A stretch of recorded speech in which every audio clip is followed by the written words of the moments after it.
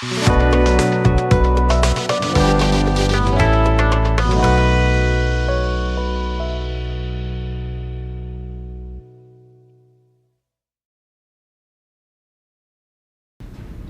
today is September the 5th, 2006. My name is Bill Ferguson, and I'm interviewing Buck Gambill. And this is a project for the Wilkes County Preserve, America Save Our History. Thank you, Buck, for agreeing to interview for the Oral History Project. This will be used in our Save Our History project and may be placed in our libraries in Wilkes County. This is a great interest, or there is a great interest in the preservation of oral histories by our veterans, and we do appreciate your participation. First, would you tell us about yourself? Tell us about your parents, your family, and where you live. That's pre to going into World War or in the service. Before I went into the service, I lived over on Armory Road before I went into service. All right, tell me about your parents and your family. Well, I came out of a family of 8. There's 6 boys and 2 girls. And I was next to the oldest child. I was the oldest boy. And how old were you when you joined or were drafted in the? Were you drafted? Or? No, I was 17 when I went into the National Guard, and was called out for active duty. You know, it was September 16th, 1940. What was it like going away from home for the first time? Well, it was got homesick, but we went to Fort Jackson, and we was able to come home most weekends from Fort Jackson, so that helped till we got used to being away from home. Tell me where you served, and did you serve in the war? Yeah, I stayed at Fort Jackson most of the time. I served at Fort Jackson to about 42 or 43 summers in there. And during that time, we was involved in training draftees that we'd get in, make what they call categories. In other words, the Army was expanding so fast, you know. And our company, I just forget now how many left from here, about 120, I think. So that's where we got busted up at, going into new categories, making new outfits. So were you a drill instructor? Were you training the people? At that time, mostly I worked in the kitchen. I was a cook, most at that time. But that's what we was doing. That's what the company was doing. And at that time, it was combat engineers. I was in combat engineers. And so you were a cook, so you were responsible for the food, and I guess they had a set menu that you had to cook by. Well, when we first went down there, the mess sergeant, he bought the food. He was allowed so much a day for a man, 47 cents a day, what he got to feed a man on at that time, which over a period of time that all changed, you know. But when we first went out, he was responsible for buying the food. They had salesmen coming out from Columbia and around, and he'd buy the food. But that was all the money that he had to feed a man on. But you could feed a man good on that at that time. Did the GIs complain about it very much, or not much? No, you didn't have much complaints about the food. Food was good, really. And over a period of time, you could build up enough excess that you had to spend. You know, a mess sergeant had to spend it to give them something extra, like a steak or something. Okay. Talk about the entertainment and what you did when you were off duty. You wasn't off duty much. We wasn't off duty much, but we could go into Columbia, and then on the weekends we could come home. Of course, you wasn't supposed to go but 30 miles from the camp, but everybody come home. It was this whole company here about it was home on weekend. Wasn't very many down there on the weekend. So now for about 2 years. the company, was it the National Guard company here? That was a National Guard company here. So you actually were in there with your buddies from back home? Oh yeah, Okay. oh yeah. That made it easier, you know. Knew them all, you know. And I was one of the youngest ones in there. See, there's a lot of them. That's the reason there's not many of them left. So many of them was 30 and 35-year-old. So how long had some of these guys been in the Oh, they'd been in service for oh yeah.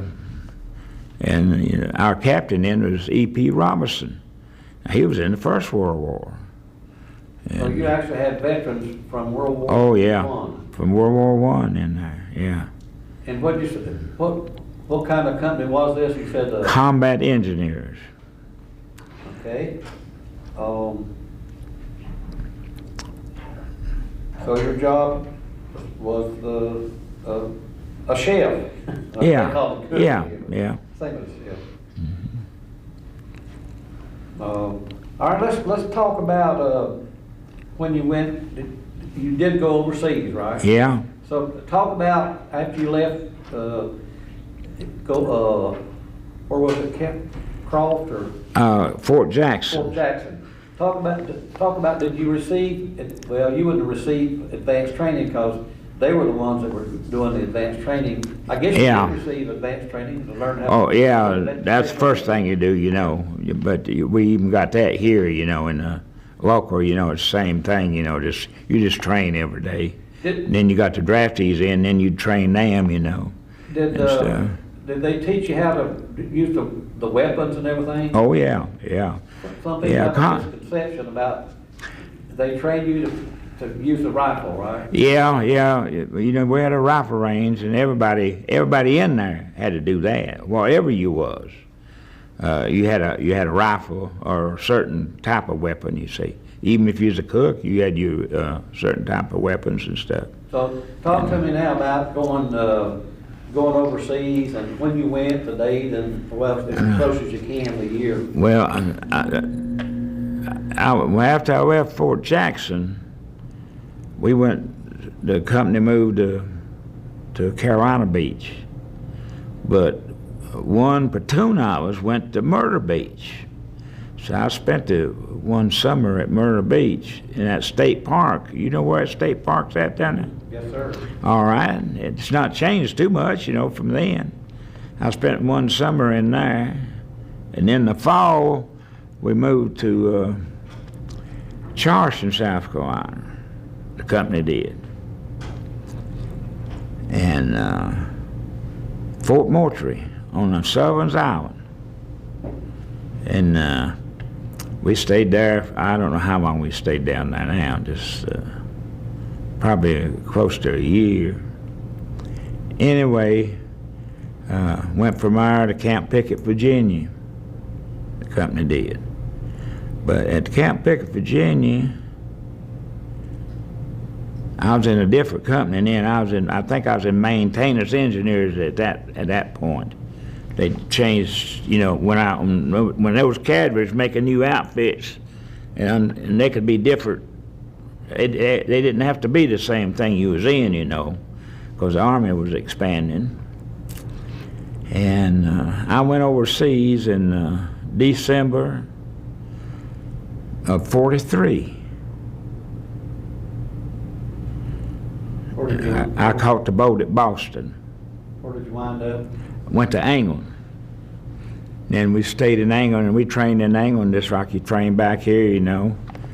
But I was in maintenance engineers then. That was a good outfit to be in.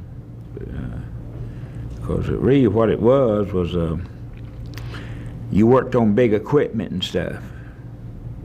Tell me about if you went to the Normandy landing. How did you get? Yeah, I went to Normandy on D-Day. I was in Lake England. That's on up in the northern part. and they moved us straight down to Plymouth. So I thought I was going to hit the beach, 4 or 5 days after D-Day. But then they pulled us back and they pulled us back. We was at Plymouth, and that's right on the coast, They took us back about 20 miles, 30, into the woods, and we stayed in them woods there. I landed in France on July the 4th. About a month. About a month. And instead of meeting the Germans, the Red Cross was there. Met the Red Cross with donuts and stuff. So the outfit I was in then was really a safe outfit to be in. All right, let's go back there and tell me what the first time, did you go on in the LST? I mean, the landing? Yeah. How did you feel when they dropped that front end and you looked out there? Tell me about how you felt. Well, I was kind of excited and stuff, but now when they didn't drop that right there and we got off of that, I mean, they had a dock there then. They'd sunk these ships, and made a breaker and made a dock, so we landed on the dock. We didn't have to get our feet wet. Well, that's what I'm. But I was real seasick. I was glad to get over there. And I went into Cherbourg shortly after that. There's still snipers in Cherbourg when I went into Cherbourg, when my company went into Cherbourg. But I didn't see no snipers. Didn't hear none, but there's supposed to have been snipers in there at that time. And I stayed in that area for a long time. I stayed right next to that cemetery, St. Mary Quays. We was on the airstrip there. They wasn't using it. That's when they had used earlier. Laid down this steel planking, if you know what that is. And we stayed there for a long time. And we'd go up and get pieces of equipment and bring it back and work on it and take it back, which, well, it's not too exciting, it's not out there where there's really shooting and stuff. Well, yeah, it is to an overall picture. Yeah. People think you just go fight. Yeah. Oh, no, yeah. There's other things, and your story, see, your support. Yeah. That's what I was in at that time. Tell me about, you mentioned something about laying the mats for the planes to land on. Mm-hmm. Tell me a little bit more about what, as an engineer, what was your basic function to support? Well, now, we didn't lay that. That mat was already laid when we got there. Yeah. Okay. I imagine the combat engineers had done that, because that's under their... Tell me what your group was, their responsibility. Was to work on equipment. A piece of equipment's tore up, go up and get it, bring it back, fix it, take it back. Mm-hmm. That's what we done there until... You were basically, tell me about it, you were the mechanical, right? Yeah, we was in that, yeah. My main job right there was hauling gasoline. I'd go to Cherbourg, get a load of gasoline, and bring it back. So your position, you would actually be for quite a while. That's what I done right there. What was the title of your job? I was just a truck driver. Okay. I was a truck driver. Yeah. Can you take me on up through, maybe, were you ever under any fire or anything? Never was under fire. Never fired my gun. And, I fired it, but never in anger. I mean, when I fired my gun, it was on a range or something.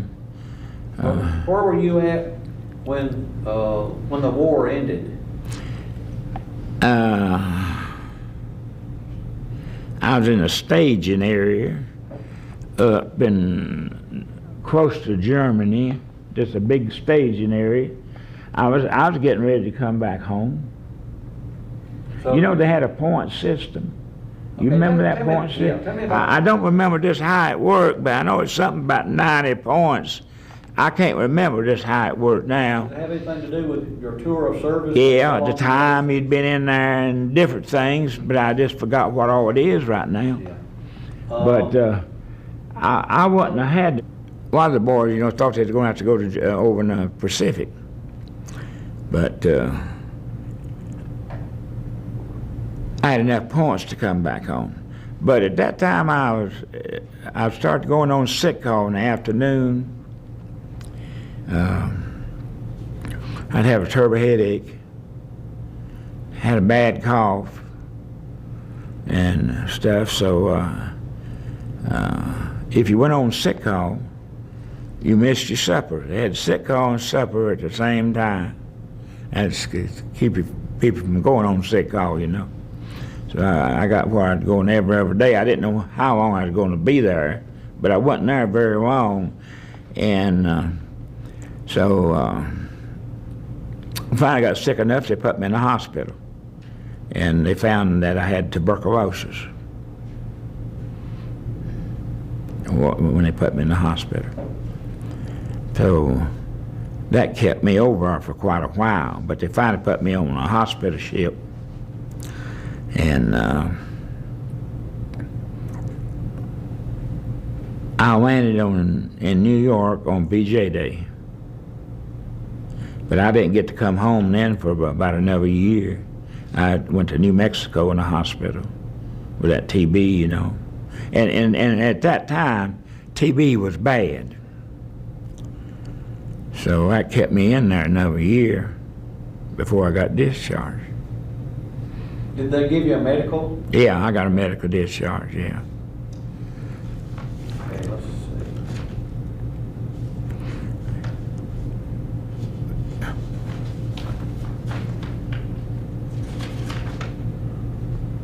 So what was your rank when you got out? I was a private when I got out. But when I was in there, when I was at Fort Jackson and stuff, you could got any rank you wanted about it if you wanted to pursue that. If you wanted to be a sergeant, there's no reason you couldn't be one. Did you have a job before you went in? No. Okay, so didn't have no job. I was going to school. They took me out of high school. I was going to school. I never had finished school. So you weren't married either? No. Okay. Did the war have an effect on you? And did you have nightmares? No, I never did. So no biological warfare? I wasn't none far like a lot of those boys. Like those first boys that hit Normandy, they had it awful rough. We had our first boy got killed over there. He got killed in a wreck, and I was driving a truck then, and for a lieutenant, driving for him, Ree, a weapons carrier, and we went and got that boy and took him to the cemetery over there, St. Mercury Cemetery. It was a gruesome sight to be around at that time. After the war was going on, full blast.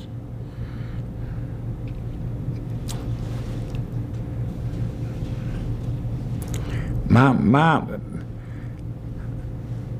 service and duty, and I was in there a long time, but the outfits I was in, I wasn't in those combat outfits. I left here in a combat outfit, but overseas I was mostly in general service outfits. Which was lucky, I guess. It maybe be why I'm here today. I don't know. Just don't know. Do you have an opinion about our war on terrorism? Yeah. Okay. Would you care to just let her go? Well, I mean, I think they're doing the right thing. I think it's could be a terrible thing. How do you feel about the opposing viewpoints of the current war on terrorism? Some of these people that are saying the things they're saying. How do you feel about that? Well, I think that if it ever gets to a point where it gets into those terrorists gets atomic weapons or chemical weapons and stuff, that it could be terrible bad for this country. Does the American opposition weaken our effort in Iraq? Now, what do you mean by that? Well, it probably means the American opposition, that's the people that's saying that we shouldn't be there like some of the other countries. Do you think Now, I think we should be there now. Now, I don't know where we should have been there to start with or not. Okay. But now, I don't think we can leave now. What are some of the advantages of being a veteran?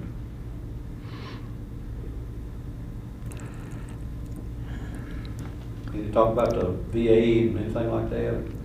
Well, the VA was good to help me. Yeah. So what do you receive from the VA? I don't receive very much, about $100 a month or something, about the least amount you could receive. How about the medication and? Well, when I come out of service, I received 100% at that time, because I but after I got my case got arrested and stuff, and I didn't have no germ no more and stuff, I'm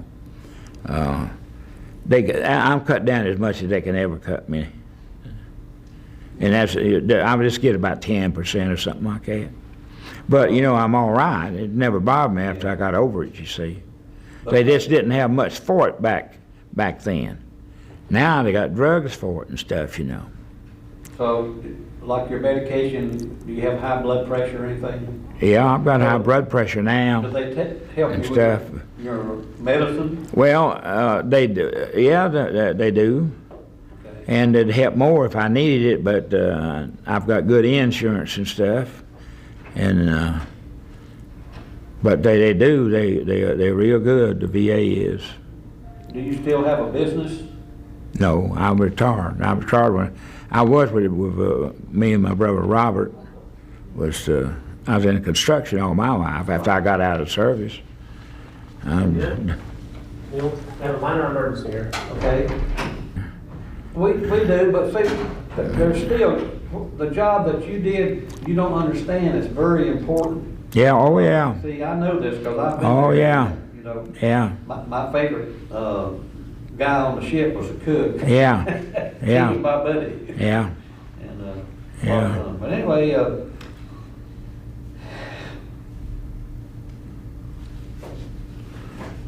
do you have any particular memories about your life as a veteran that you would like to share? Any funny stories or? Not really. I just, after I got out from the Army, I got into construction, and I've been in that for years and years, and I enjoyed my work, and I enjoy being a veteran. I wouldn't take nothing for the experience. How about his opinions on the atomic bomb? Okay. Yeah, I'm looking for that page there. I've sort of gotten off base here because most of them are questions about the war. Okay, serving the war. Can we stop there for a second? Yeah, please. That's left on this tape. I think we can finish it. Okay, I'm rolling.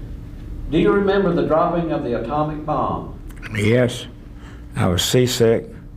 Didn't know what it was. I was so seasick, and I was terribly seasick at that time, and I didn't realize what it was until after I got over being seasick. I was on a hospital ship then. I was on my way back to the States when they dropped the. No, I'm wrong about that. Atomic bomb. Yeah, they dropped it while I was on the hospital ship. So, what was your reaction, if you can? Well, I was tickled to death that the war was over.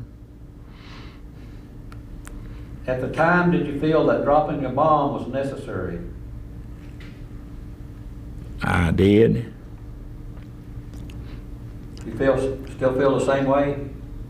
Yeah, I think it saved a lot of lives in the long run. It'd been terrible to have to invade that island. It would have cost so many American lives. I think by dropping it killed a lot of Japanese, but I think it saved a lot of Americans, terrible lot of it. What is your reaction to recent efforts of Japan to portray themselves as victims in World War II?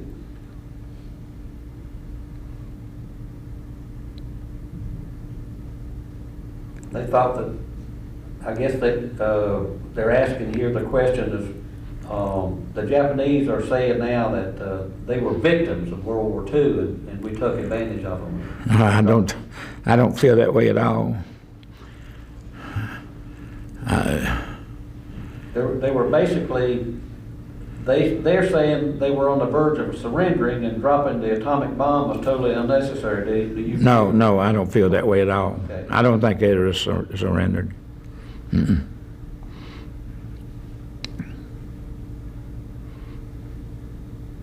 Okay, you already told me. I really think it saved a lot of lives instead of taking lives in the long run.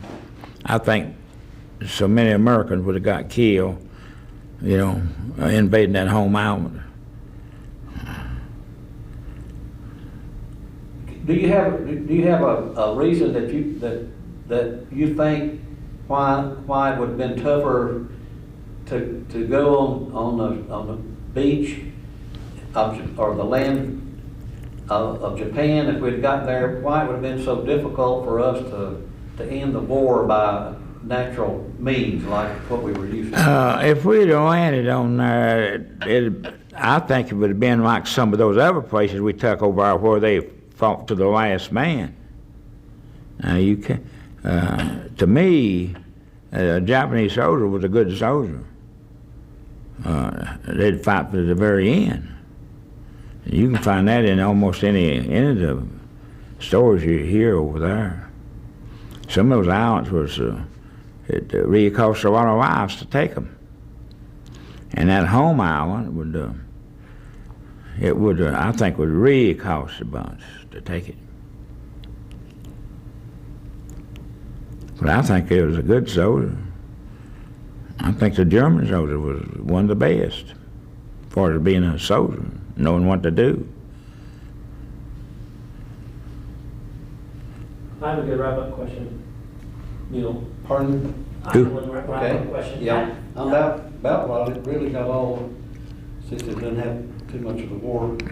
I just have a question for you. Like 100 years from now, when someone's looking at this interview, Yes. how do you think people are going to look back on World War II? How do you think they're going to kind of define that time? Is that a fair question? Yeah, I don't know just how they'll look back. To me, to look back, I think it was the people back then. It was a real great country then. Everybody was together on everything. Everybody felt the same way in that war. Tom Brokaw said that you represent the greatest generation. I feel that way. The people then. But what do you think he meant by that? I'm not sure. I don't really know what he meant, but I know everybody was thinking the same way.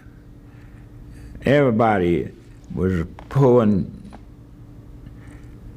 We was wanting that war. Like when I was in England, I was wanting that war to start, and I knew I couldn't come home until it was over. So we couldn't hardly wait over our training, waiting for that war to start. So we could. There's no doubt in our mind that we was going to win, But it wasn't just on the war front. It was, women were in factories back here. It was everywhere, everybody was pulling for you. Okay. And you felt proud to be an American over then. And Let's go back before the Japs bombed Pearl Harbor. Okay, for me to say it, Jap. Roland? But tell us why you think what made us galvanize behind the president, the men, the soldiers, and everybody? Why did we do this when they dropped the bomb? I think that dropping that bomb is what done it. I really think that brought the people together. Let me rephrase that. Yeah. Because I'm saying, I said something wrong. What brought our country together before World War II? Well, I think it's that bomb, because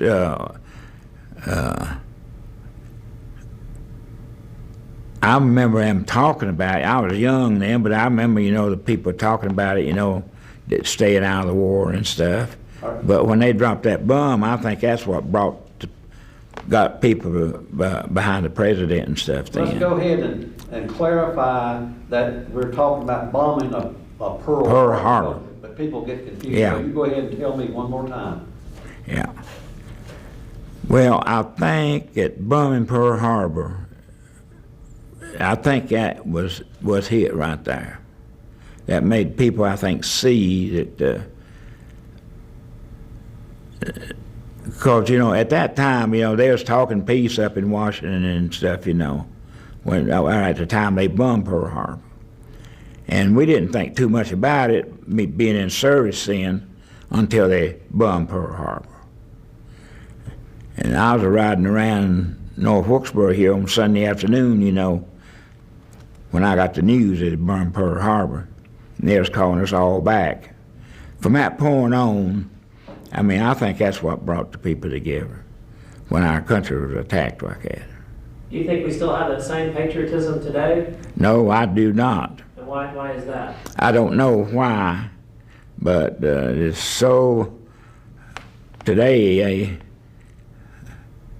something might happen that would bring us together like that.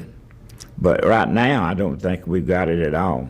Do you think immediately after the 9/11 attack, don't you think there was a little bit of that spirit? It was.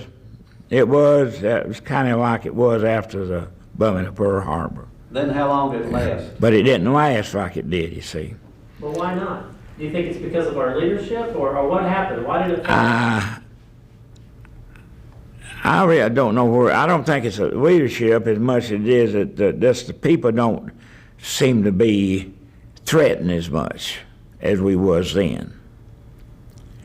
We was really threatened then, I think, a lot more. Maybe not more than we are today, but I don't think the people sees it today.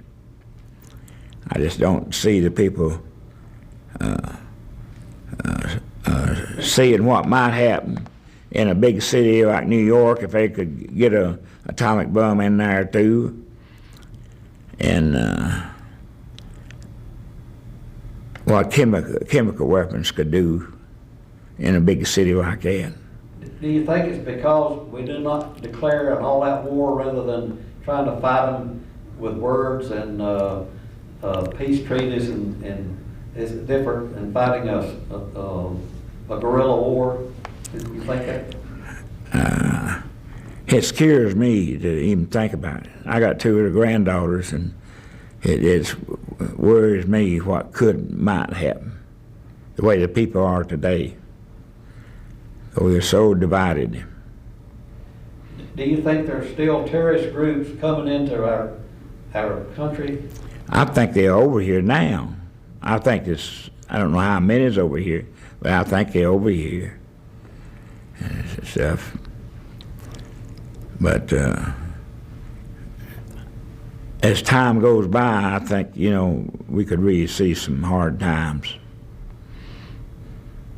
Things really don't look too bright to me right now, the way things are going. I have one more question for you then. Then for a child, like if an elementary school kid saw this interview, what advice would you have for them? For everything that you've seen in your lifetime, what advice could you pass on to them to make this a better place, a better country? Is that a fair question? That's a fair question, but it's hard for me to get. It's a hard question. Yeah. What would you tell your grandkids?